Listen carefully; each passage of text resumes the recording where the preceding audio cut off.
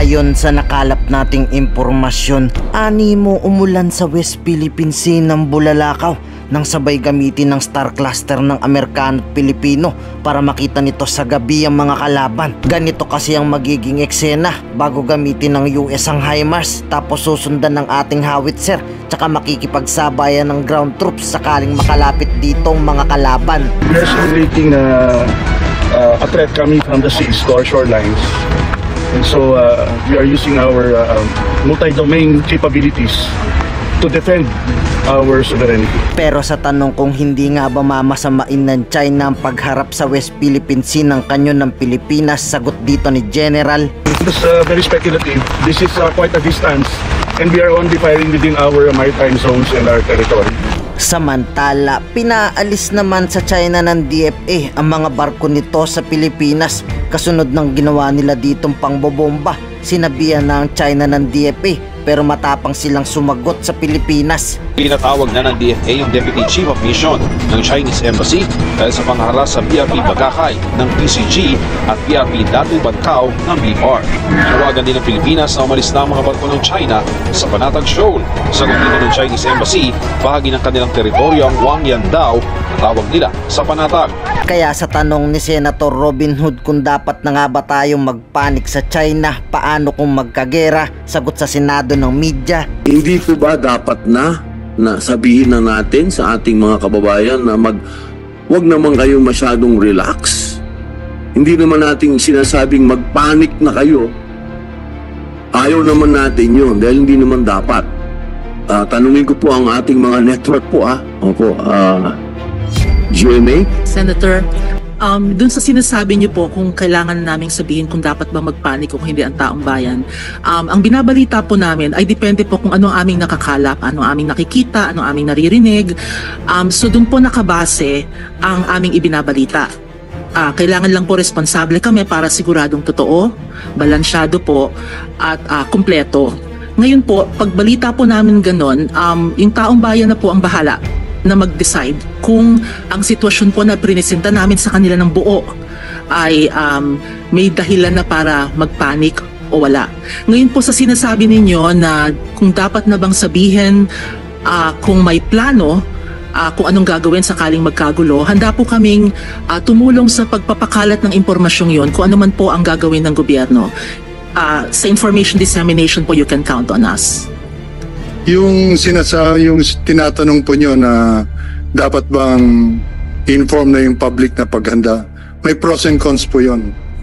It can send the wrong message to the other party na naghahanda tayo sa pagdirigma. Mas yung intention natin ihanda lang yung ating populasyon. So, yun ang mga consideration po na i-take in crisis situations. Yung single talking head, depending on escalation, nag-change yung talking head. Yung messaging po, nag-escalate din as the situation develops.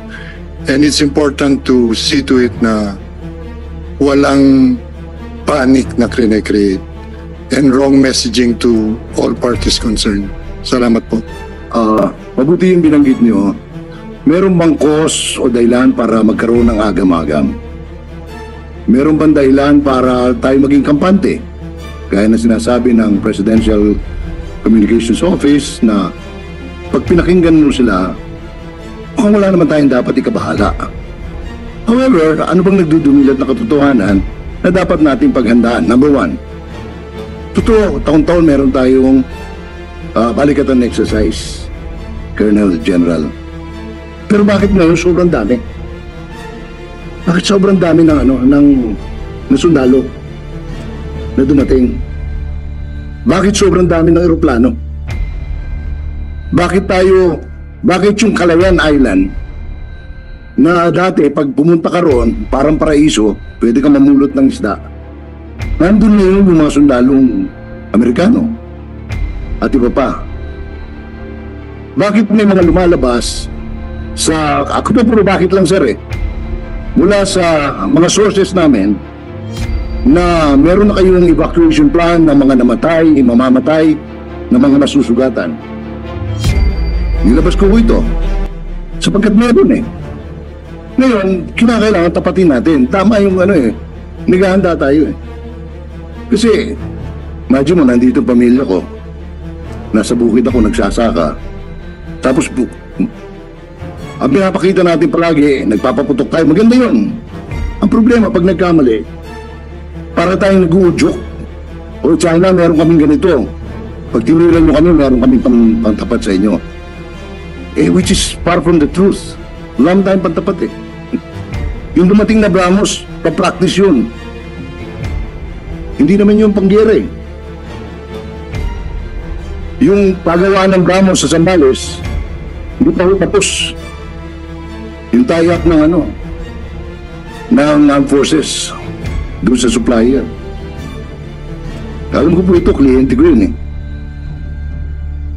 So, ang hiningi lang ng mamamayan, tayo sa media is, tapatin nyo kami, sabihan nyo kami, ano bang kalagayan? Wala namang masama eh. Kung kinakailangan maganda tayo sa gera, maganda tayo.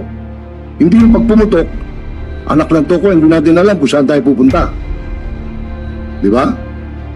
Mas mabuti na yan. Ngayon, pagdating dun sa sinasabi ng aming mga kasama rito, si Kareji, importante may kumukumpas sa gobyerno. Ako natutuwa, nakita ko si Secretary Sani. Ito magaling kumumpas noong panahon ni President Pinoy. Kahit gano'n na kalaki problema, pag kinumpas niya, sumusunod yung banda. So, siguro marami tayong matututunan sa kanya. In the meantime, yun lang ang hinihiling namin sa defense and security component of the government to be upfront and truthful. Kasi kaparang yan, may nababalitaan kami magagawa ng pier sa Batanes. Hindi naman kasahit ang Batanes. Bakit meron ganon, di ba? So, nagpapadala ito ng iba't ibang signal na hindi na pwedeng balita dahil nangyayari. Pag binalita mo naman, baka mag-create ka ng panic. Pag hindi mo binalita at pumutok, sisihin, tatangan nyo sa media eh. Hindi nyo sinabi. Ito po bang nagaganap sa pagitan ng China at ng Pilipinas at ng Amerika at ibang European countries, Japan, nandyan sila lahat. Hindi po ba dapat kami mangamba? Yun lang po ang unang tanong. At ang unang bigyan niyo po kami ng guidance na ito po ba, sabi nila, balikatan exercises lang ito. Pero kahapon, nanonood ako ng German news. Ang sabi naman ng German news, hindi ito dapat maging relax tayo. Kasi baka pwedeng magkamali. Itong balikatan na to, nandun ng nanonood ng China, baka magkaroon ng isang pagkakamali, maging dahilan para magkaroon ng gera. Ngayon, ikaw, bilang Pilipino, ano ang masasabi mo at reaksyon sa balitang ito? Mag-iwan ka ng komento sa ibaba at atin pong babasahin isa-isa.